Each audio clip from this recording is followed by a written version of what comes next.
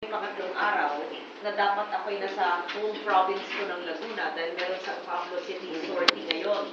Ngunit minarapat kong pumunta ng Kabikulan, lalo na dito sa Legazpi City, dahil meron akong state universities na DRR road show. At meron sanang pre-planting this morning, medyo nakansela yata dahil sa malakas ang ulan, but we'll try again later. Yung DRR Roadshow, yan ay disaster risk reduction workshops na ng mga Senate media, matagal ko nang sinasagawa sa iba't ibang mga regions. In fact, we had one here last year, no, with Governor Joey Salceda, whom I'm seeing tonight.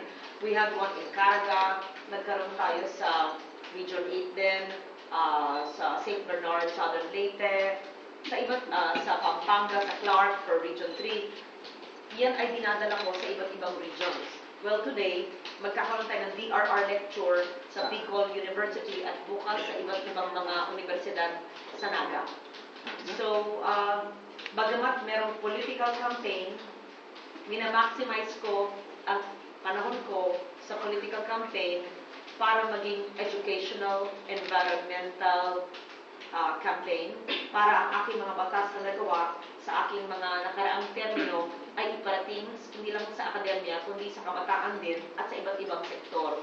So that it will be a meaningful campaign. So that we will have a campaign that's not just all about political issues, but issues that really matter most to the Filipino people, especially to the Bicolanos, because you are a disaster-prone and vulnerable region, but a very disaster-resilient Albay. Going back doon sa mainit na balita about the una statement ni Binay, are you I worried? was hoping you will ask me about other issues than political issues. Mas burning ito eh. Are you not worried na i-junk ka nila or for not attending meetings? First of all, I am NPC and my party, Nationalist People's Coalition, ay merong coalition sa Liberal Party. Kaya ako'y official candidate ng LP-NPC Coalition.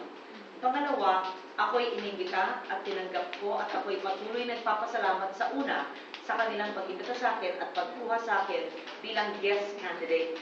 At mula sa simula, alam ng dalawang koalisyon na ako'y NPC. So I thank the Vice President, Senate President, and President Estrada for getting me as their guest candidate. Ang aking ama ay nag-represent sa akin sa unang proclamation rally sa Cebu at maaaring mag-represent sa iba't ibang lugar kung saan ako hindi makakapunta. Ngayon, sa pagpunta sa mga rally sa iba't ibang lugar, depende yan sa mga schedule because they're also, like now, hindi ako nakapunta sa Liberal dahil meron akong commitments dito sa Bicol.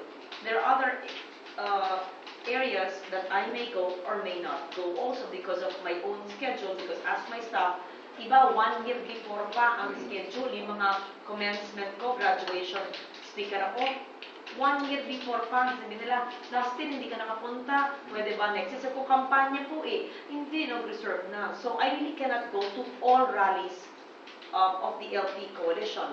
Yung sa una naman, there may be times na yung una ay nasa same region, same province, or baka naman yung mga NPC ay endorsed candidate ng una. So I will have to go there because they're my party mates. So depende yan sa local nuances of politics. Diba? In the end, lahat ng politika lokal So hindi sa inaayawan namin, ako'y nagagalang, nagpapasalamat sa patuloy na suporto ng una. Ngunit rin-respeto ko syempre ang LP-NPC Coalition na kailangan kong samahan at depende yan sa local politics ng lugar. What do you think about that statement? Is that proper or no? I respect it. Lahat ng tao ay may sarili-sariling pahayag. And as I said, I thank them, I respect them. Whatever their decision is, now or in the future, I will continue to respect them.